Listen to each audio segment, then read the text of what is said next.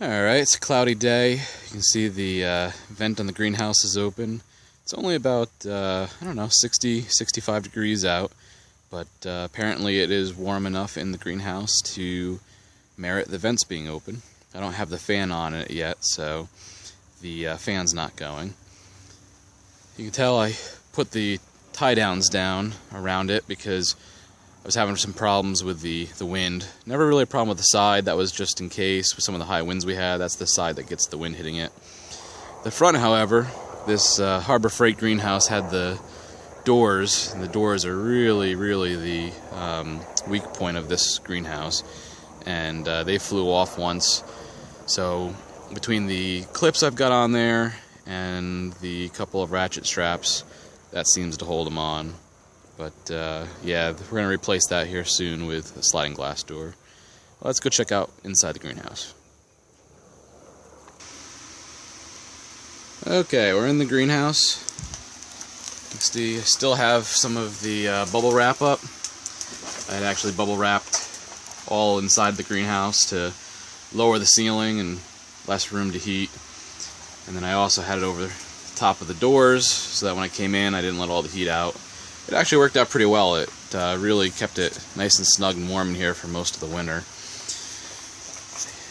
Greenhouse is getting kind of packed. The original plan was to use this shelf for different types of seeds and get some seeds started in the spring, and just never really happened. We have a couple trays of seeds for, I think, one salvia with a couple of peas in it, and the other one's a different type of salvia, so we got those going over there.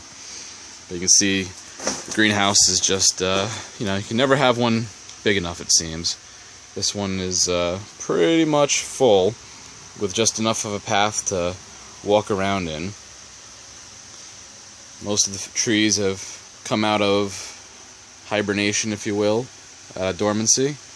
There's still a few that have to get moving, but the other ones are doing real well. They've only been in here, I think, most of them since the beginning of March. There were a couple that I actually overwintered in here. They actually did pretty well. I had my doubts. There was a lot of people online saying that you couldn't overwinter in the greenhouse because the constant up and down temperatures wouldn't be healthy for the figs, but they seem to have done pretty well. You can see this one black Acacia I have here. It's hard to make out which is which in here, but this Acacia black is one of the ones that I had overwintered, and it actually has the largest brevas out of everything in here, so it's doing pretty well, and hopefully I'll have some brevas here to try shortly. It's one branch of it, and then you see the other branch has plenty of others as well. Go around the room here quick. See, we've got a Angelo's Dark, got some brevas on it. They're still kind of tiny, but they're getting there. Won't be long. I imagine within the next 40 days or so that should ripen up nicely. And behind that there's a Malta 25. I think that actually may have been numbered wrong when I got it. I think the person meant to write Malta 35. 35 is the number off the Belle Claire list from when they had their nursery. No figs yet on this guy. No brevas. I don't know if that produces brevas. I don't think it does. And I'm not seeing any main crop started quite yet. Next to that, this is a, you can kind of make it out there, Ronde de Bordeaux. It was in a 5-gallon sip last year, and I'm not sure what happened to it. It had about another foot or 2 foot of growth at the top there, and it seemed to have died. So I cut it off. It seems to be healing over, and other than that, doing pretty well. No main crop forming on that yet. I'm going to let that grow a little bit. The RDBs like to grow in a bush form. It's real hard to get them to grow in a tree form. But I'm going to see if I can get it at least close with that guy. Next one is a Bifere. So this was sent to me. Bifere just means, I think, 2 figs, or Bifere multi-season. I'm not sure, something along those lines when I looked it up. Not a lot of information on this fig. You can see it does have a breva on it, a little tiny guy there. It's coming along, long ways to go on that one. It's just starting to break dormancy. really hasn't started to grow all that well yet. But it should put out some decent figs this year. Next is the Shia Black that we already talked about. And this one, interesting thing about this one is I've had it in this sip pretty much ever since I rooted it. And you can see there's a few branches down below that just don't look as healthy as the others. They have nodal spacing that's real tight together, and they suffer pretty heavily from FMV, and you can see the thin branches. But then you've got a couple of these other branches that shot out that are much healthier and have really put on a lot of vigorous growth and a lot of figs. And for whatever reason, those branches are much healthier than the rest of the tree. So I may try to air layer those off this year and get a healthy, less FMV tree going. I don't know if there is such a thing, but it's worth a try. Next is the Chicago Hardy. I actually have several of these. I got a couple cuttings from my father-in-law and a couple cuttings from someone online. So I've got two different sources growing. One was from, I think, Lowe's, and the other one I'm not exactly sure where, but it's growing pretty well. No Brabas. Oh, I take that back. There is one single Braba on the Chicago Hardy. So it's growing right here. And I don't know, it's doing pretty well. We'll see. Got a couple figs off of these last year. Hope to get a significant amount more this year. To the left of this is a Angelo's Dark. Oh, I take that back. This is another Chicago Hardy. So I've got the two Chicago Hardys put together next to each other. That's half a miracle that I have anything organized. But you can see they're leafing out. I think this was one of the ones I moved in more recently, so leaves aren't quite as big or strong yet. But it's getting there.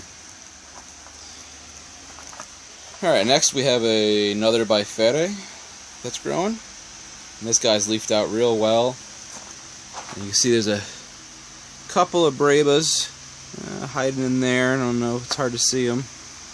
You're just going to have to trust me to some extent. They're in there. And then this branch has a few as well, growing up top here. So, it's an incredible amount of Brabas that I've had this year. I think this is the first year with this many.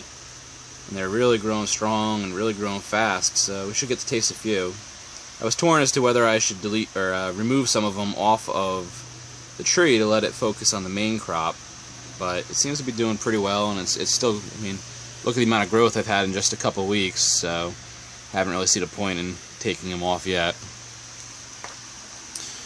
Alright, the next guy is a Barnes Sot from UCD, and you can tell this guy has some FMV as well, and the nodes are growing real close together. It started to do a little bit better in the greenhouse last fall, but it's still definitely a slower grower and not as healthy as some of the other trees. It does have 3 Brabas growing on it. I'm not sure if they'll hold on or not, but we're going to find out. Alright, we have a Sal's G here. Sal's G is very similar to the Chicago Hardy from what I've been told. I think I may have gotten one fig off of it last year when it was in the greenhouse. Don't really remember it, to be honest with you. I could probably go back and look at some pictures, but I should get plenty of figs off of it this year if it grows well. Leafed out real nice, and it's growing real strong. Alright, hidden down behind the other pots here is one of my 3 Figo Pretos. This one I believe was from Harvey. Really hasn't grown all that well. It's taken off a little bit now on both shoots, but it was really a very slow grower compared to the other ones last year.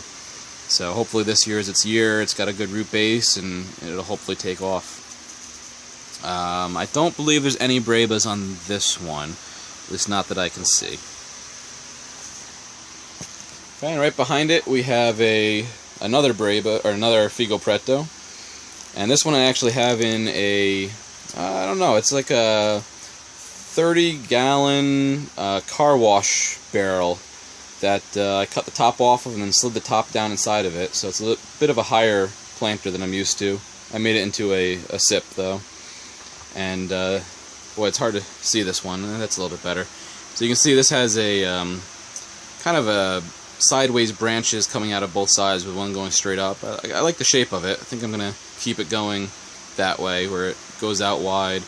Kind of a pain in the ass to get in and out of the greenhouse with the door, but you know, we'll see what happens. They're pretty flexible. We can always pull the branches up when we're trying to get it out. You see this one has a Breba on it. It looks like it's shriveling up a little bit, so it may not hold. But it's on there, and you know, we're going to let it go and see what happens. It's the only Breba I see in this one. Alright, now it's getting kind of hard to get back in here, but this is my third Figo Pretto back here, and this one I'm growing kind of in a scaffold, almost like a ladder form, where it goes up and branches come off either side. I have to pinch that tip. I think that's about as tall as I want it to go. It's about 5 feet.